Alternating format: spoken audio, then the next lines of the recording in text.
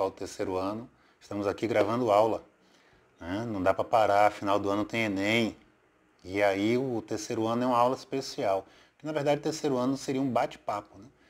Nós já vimos todo o conteúdo no primeiro e segundo ano, terceiro ano é só revisão. Não é à toa que a prova de vocês é mais extensa. E por isso a gente vai falar nesse vídeo sobre toda a antiguidade, certo? Solta a vinheta aí. No início o universo era denso e quente. Após bilhões de anos houve a expansão e de repente a Terra esfriou, os autótrofos surgiram, neandertales, ferramentas, a muralha da China, matemática, ciências, história e o mistério que começou com Big Bang. Big Bang, a teoria. Galerinha linda, beleza? Quarentena, todo mundo em casa. Pelo menos 15 dias aí até a gente saber o que é que vai acontecer. E enquanto isso não dá para parar os estudos, né? Nós precisamos focar. E meu terceiro ano é muito especial. Eu tenho um carinho muito grande porque são 3 anos juntos. E esse ano é um ano decisivo para vocês, então eu queria pedir que vocês não vacilem, tá? Estudem, aproveitem o recesso. Separem um horário para estudos. Eu tenho muitos alunos que estão dizendo assim, eu vou fazer medicina. Gente, medicina é estudo. Eu tenho alunos que estão se preparando para medicina desde o primeiro ano. Então, bora focar aí. Alguns alunos do terceiro ano já me mandaram mensagem, me pediram guia de estudo, me pediram para encaminhar os assuntos para eles continuarem estudando em casa, né? Então, bora continuar focando. Terceiro ano começa com revisão, né? Então, nosso terceiro ano, no Colégio Multi, lá em Simões Filho, ele é um terceiro ano voltado para o Enem, é um terceiro ano preparatório, né? Seguindo o mesmo ritmo de qualquer cursinho de Salvador. E, consequentemente, nós trabalhamos todos os assuntos, levando em consideração aqueles que caem mais na prova do Enem. Esse assunto da primeira avaliação de vocês, ele tem 1,3% de chance de cair no Enem desse ano, né? Afinal de contas, é um assunto muito antigo, é um assunto muito delicado, é um assunto que não tem muito material e aí, consequentemente, o Enem não dá muita prioridade. É por isso que ele só tem 1,3% de chance de cair. Mas, se tem 1,3% de chance, nós temos que ensinar, vocês têm que aprender e vocês vão acertar essa questão na prova, certo? Bem, do surgimento do homem até os dias atuais, existem 2 grandes fases, né, separadas pela escrita. Então, a escrita determina se tudo o que aconteceu na vida do homem é pré-história ou é história. Tudo o que aconteceu antes da invenção da escrita é pré-história. Tudo que aconteceu depois da invenção da escrita passa a ser história. É necessário que haja escrita para que seja considerada história. Ah, professor, porque tinha um ritual que fazia isso e aquilo outro. Está escrito? Não. Então é pré-história. Certo?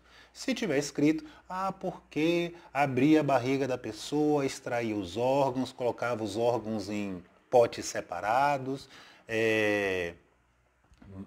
enchia o corpo com plantas, com ungüentos, com petróleo, com álcool, com sal, enfaixava o corpo, né? Acreditava que aquela pessoa que morreu levaria o coração a Osíris. Peraí, isso está escrito? Tá. Se está escrito é o quê?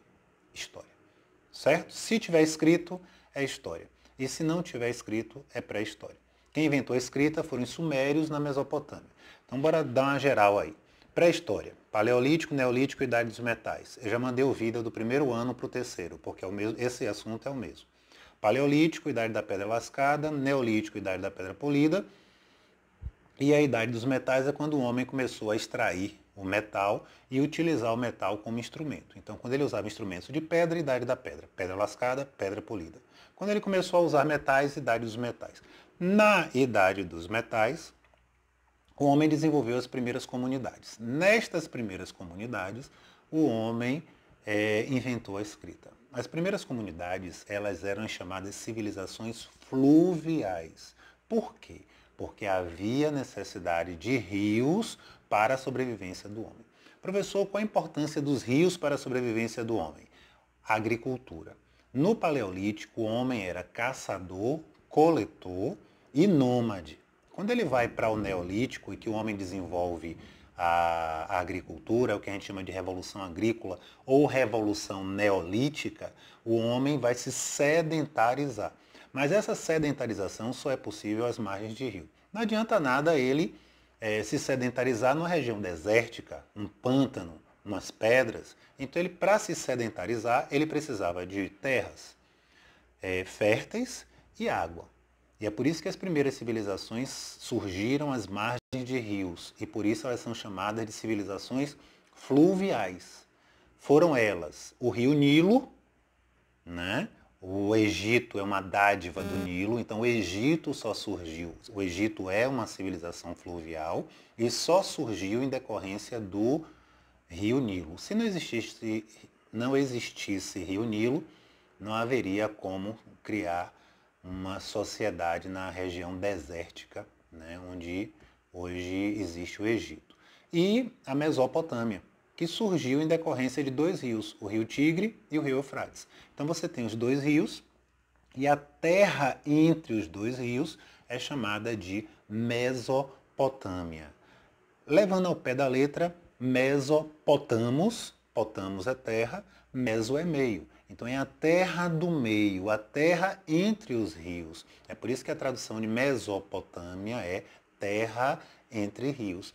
Todos os povos que habitaram entre os rios Tigre e Eufrates são mesopotâmicos. Aí você tem sumérios, que inventaram a escrita, você tem assírios, você tem acadianos, você tem babilônios, você tem hebreus, você tem medos.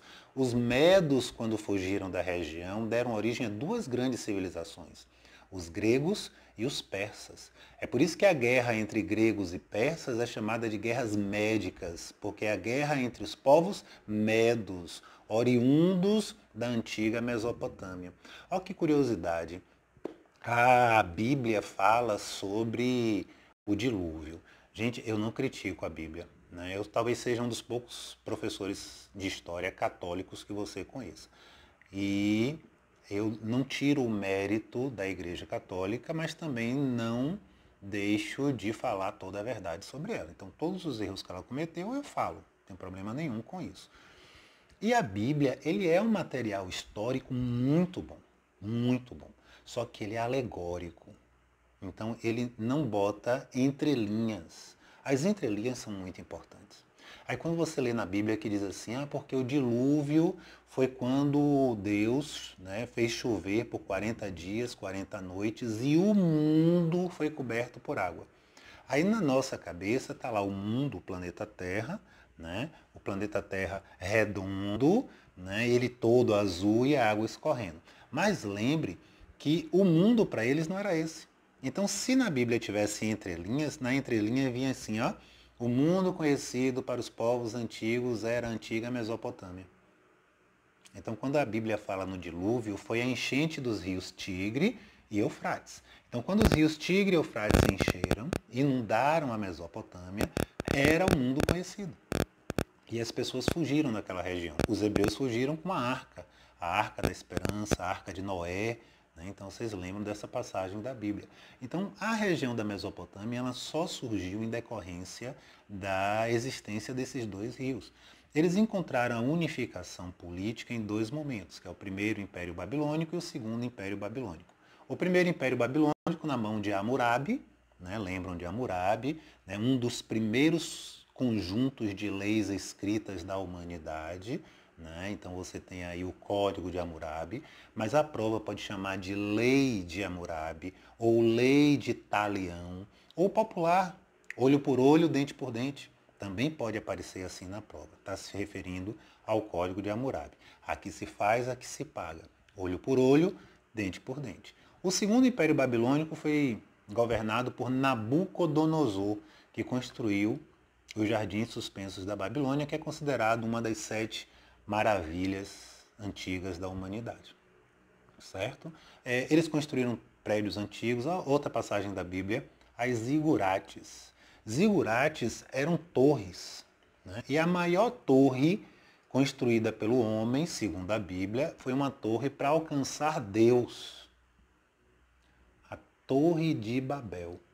Só que Deus não permitiu que a torre ficasse pronta. Gente, a Torre de Babel é uma zigurate, é um prédio mesopotâmico, é uma torre circular, né? Na época das guerras, os mesopotâmicos rasgavam a pele dos inimigos e costuravam a torre, forravam a torre toda com pele humana e no alto da torre eles empalavam seus inimigos. Eles pegavam varas de 3 metros, enfiavam pelo ânus da pessoa até sair pela boca. Isso chama-se empalar. E foi inventado pelos antigos mesopotâmicos. Né? Deixa eu ver outra característica. O jardim suspenso, já falei, a zigurate, né? O dilúvio, a Torre de Babel. Né? No Egito, o rio Nilo, ele concentrou algumas pessoas, algumas famílias. Esses clãs familiares são chamados de nomos. Os nomos, quando se juntaram, criaram 2 reinos, o Alto Egito e o Baixo Egito. E Menéis conseguiu unificar tudo. É por isso que Menéis é considerado o primeiro faraó, o unificador do Egito. Professor, e o rio só por si só permitiu a formação do Egito? Não, na verdade, existe um processo do rio Nilo que é muito interessante. O rio, em um determinado momento, ele transborda, ele inunda as margens, e quando ele inunda as margens, né, ele fica um tempo ali, quando ele retorna para o tamanho dele original, ele deixa nas margens humus, algas. E essas algas deixam um solo fértil, o que permite aos homens plantar. Então os homens chegaram na região, eles aproveitavam esse humus, plantavam, né, adiantavam a agricultura, faziam tudo o que tinham que fazer, colhiam e aí vinha a enchente do rio. Demorava um pouco, o rio voltava para o lugar, eles ocupavam a região e plantavam de novo. Isso permitiu, né, que existisse pessoas, gente, né, surgisse uma civilização naquela região. O Egito ele é muito importante para a nossa história por uma série de fatores. Né? Ele desenvolveu uma forte medicina, matemática, astrologia.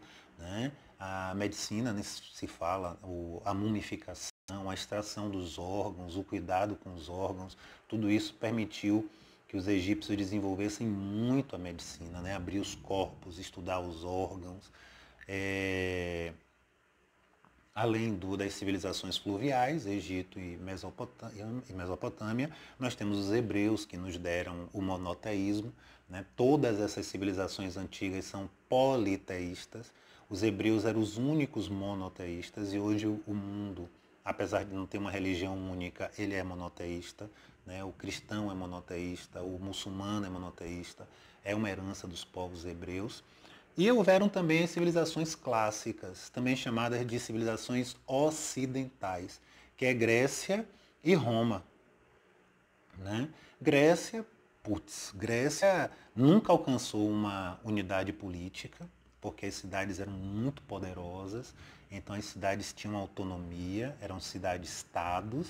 Né? Então a cidade-estado que não é só uma cidade, você tem a cidade e você tem a área rural, e isso tudo compreende uma cidade-estado. A cidade era chamada de polis, que deu origem à palavra política, era o centro político, onde se resolviam as questões políticas, e a área agrícola ao redor. Das cidades-estados, né, nós tivemos várias, as mais importantes foi Atenas e Esparta. Nós conhecemos a história de Troia, né? Troia também foi uma cidade-estado. Entenda que Troia ela é relatada em um livro chamado Ilíada, de um autor grego chamado Homero. Então você tem o período pré-homérico, que é fortemente místico. Você tem o período homérico, né? Homero escreveu a Ilíada e escreveu também a Odisseia. Na Ilíada ele conta a história do cavalo de Troia, da tomada de Troia, e a Odisseia ele conta o retorno de Odisseu para casa. Odisseu retorna para casa, briga com Poseidon. É uma história muito legal. Também tem filme. Os dois, né? Tem filmes. A Troia é mais famosa. Mas a Odisseia também é bem conhecida e também já tem livro, já tem filme. Certo? Esparta, que era uma cidade militarizada, né? Uma cidade que deu educação militar aos seus jovens. Uma criança espartana, ela começava a receber educação aos 7 anos de idade, ela levava 18 anos sendo educada, 18 anos sendo preparada para o exército, apanhava, né, de manhã, de tarde, de noite. Era necessário conviver com a dor para que mais na frente ele não sentisse mais a dor. O soldado espartano foi um dos soldados mais bem preparados da história. Um soldado espartano só fazia lutar, treinar. Em momento algum, o soldado espartano ele fazia outras atribuições. Em Esparta, que era uma diarquia, os espartanos treinavam o tempo todo e os escravos é que faziam os outros serviços, certo? Atenas, onde se desenvolveu a democracia ateniense é diferente da nossa. A nossa democracia é representativa. Nós escolhemos quem vai nos representar. Em Atenas, não. Todos os cidadãos tinham direito à participação política. Eram considerados cidadãos homens, maiores e atenienses. Estrangeiros não podiam, crianças não podiam, ok? Ok? E aí você tem, além da democracia, você também tem os filósofos. Né? Então a Grécia é famosa pela filosofia, Sócrates, Aristóteles, Platão. Né? Atenas foi uma cidade importantíssima, um berço cultural muito grande. Não é à toa que quando Roma invadiu a Grécia, ele pegou os gregos de Atenas e levou para Roma como escravos para serem professores de seus filhos. Né? Então os atenienses serviram como professores de filosofia, de matemática, de várias outras coisas. A oratória era muito importante para os gregos. As guerras médicas, né, que envolveram gregos e persas, né, a famosa passagem dos 300 de Leônidas. Leônidas era um dos reis de Esparta. Esparta era uma diarquia. E Leônidas conseguiu deter a entrada do rei Xerxes para a Grécia com apenas 300 homens. É um filme que vale a pena assistir também. A Guerra do Peloponeso, que é a guerra entre gregos e gregos, é quando Atenas cria a Liga de Delos, Esparta cria a Liga do Peloponeso e eles acabam brigando, estimulados pelo rei da Macedônia, o pai de Alexandre. Né? Alexandre que recebeu a educação de Aristóteles e foi treinado militarmente em Esparta. Então eu costumo dizer que Alexandre era o homem perfeito. Alexandre tinha os dois lados. Ele tinha tanto a educação, a cultura, a filosofia ateniense, quanto o treinamento militar espartano. E no final, quando o pai dele morre, Alexandre assume as tropas, vence a Grécia, mas ele não destrói a Grécia, porque ele era apaixonado pela Grécia. Né? Então ele ocupa a Grécia, preserva a Grécia e luta contra os persas. E leva a cultura grega por todos os lugares por onde ele passou, que é o que a gente chama de helenismo. Né? E aí ele sai levando o helenismo para várias regiões do Oriente, por todos os lugares por onde ele passou e libertou do controle dos persas. Ele foi homenageado, né? Ele vira, as cidades mudavam de nome em sua homenagem, né? Alexandria, né? No total foram 7 cidades chamadas Alexandria. A mais famosa é a Alexandria do Egito, onde estava a Biblioteca de Alexandria, que era uma das 7 maravilhas, né? O Farol de Alexandria também, que foi destruído. Então Alexandria é uma homenagem a Alexandre Magno, Alexandre o Grande, né? Que foi aquele que levou a cultura grega por várias regiões. Ele conseguiu invadir, libertar e tomar durante 10 anos várias civilizações, quando finalmente ele morreu aos 33 anos de idade com a febre muito alta. Ninguém conseguiu conter a febre, ele acabou morrendo sem deixar herdeiros. E aí entra por Roma. Né? Roma é a última grande civilização da antiguidade. Roma cai em 476, dando início ao que a gente chama de Idade Média, em 476. Mas Roma perdurou por quase 1000 anos. Roma, ela teve 3 fases, ela conheceu as 3 fases políticas. Roma começou monarquia. Roma deveria ter sido uma diarquia, os 2 irmãos deveriam governar. Mas Rômulo matou Remo e assumiu sozinho. Então, ao invés de uma diarquia, virou uma monarquia. Vocês conhecem a história do mito. Rômulo e Remo foram salvos por um camponês, amamentados por uma loba, né? Libertaram o reino de Alba Longa, que era o reino do avô deles, né? Que havia sido nominado por um grão-vizir, e o rei, que era o avô deles, concedeu a eles o direito de construir Roma. E é essa grande, né, e majestosa civilização que fica hoje na Itália, que infelizmente está sofrendo muito. Eu estava conversando com alguns alunos sobre isso. A questão maior é que a Itália, a Europa em si, é um continente velho, é um continente com pessoas idosas. Então, e eles são os principais alvos dessa pandemia que nós estamos vivendo, infelizmente, né? Vamos cuidar dos nossos idosos. E Roma, depois de monarquia, ela virou república, né? Quando vem os triunviratos, um dos triunviratos mais famosos é o de Júlio César, que se envolve com Cleópatra. Vocês sabem essa história, né? Cleópatra era irmã do rei Ptolomeu, do Egito. Ela se junta a Júlio César, afasta o irmão do trono, assume o trono como rainha do Nilo, né? Casa com Júlio César, vão ter 2 filhos, inclusive. Júlio César é assassinado em Roma e Marco Antônio acaba substituindo ele, não só no poder, mas como também no Egito como esposo de Cleópatra, né? E para fechar com a morte de Marco Antônio, né, o sobrinho de Júlio César, Otávios, ele acaba convencendo o Senado a dar a ele o poder e começa a terceira fase, que é o Império. E Otávios é coroado imperador de Roma com o título de Augustus, né? Então os Césares, César significa líder, né? A dinastia dos Césares acaba ali, porque ele não aceitava estar abaixo do tio, e ele inicia o que nós chamamos de a dinastia dos Augustos. Augusto é divino, né? Não é à toa que agosto, o mês de agosto, é uma referência a Augustus e tem 31 dias. Julho é o mês referente a Júlio César e também tem 31. Repare que os dois estão juntos. Os dois têm que ter o mesmo grau de importância, o mesmo número de dias, porque Augusto não aceitava estar... Desculpe. Augusto não aceitava estar abaixo do tio, né? E aí deu início ao que nós chamamos de Império Romano. Nós vamos ter Constantino, que é muito importante, que vai fundar o Império Bizantino, com capital em Bizâncio, que recebeu o nome de Constantinopla, hoje é Istambul, né? A cristianização do povo romano, né? A oficialização da religião cristã, a morte de Cristo, né? Pilatos. Nós vamos ter Justiniano, o Código de Justiniano, né? Até que finalmente em Rômulus,